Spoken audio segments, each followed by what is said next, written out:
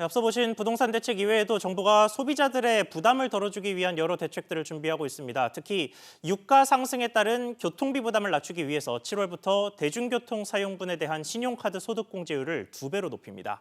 또 도보나 자전거 이동 거리에 따라서 마일리지를 적립해주는 알뜰 교통카드의 이용자 수도 늘릴 계획이라고 하는데요. 이한나 기자. 네, 이한나입니다. 네, 대중교통 사용분에 대한 신용카드 소득공제율 얼마나 올라가고 이게 효과가 어떻게 되는 겁니까? 네, 정부는 우선 올해 하반기 대중교통 카드 사용분에 대한 소득공제율을 현행 40%에서 80%로 2배 올리기로 했습니다.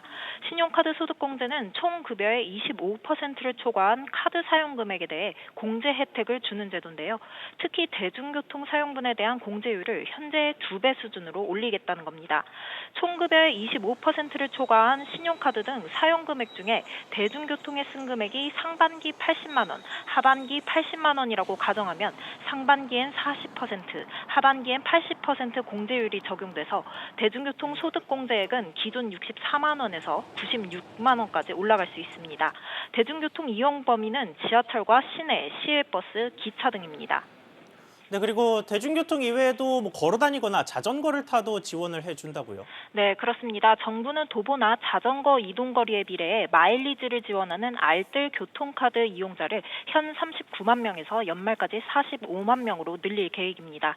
알뜰 교통카드 마일리지는 대중교통을 이용하기 위해 집에서부터 정류장까지 걷거나 자전거로 이동한 거리만큼 교통비의 최대 20%를 마일리지로 지원해주는 사업입니다.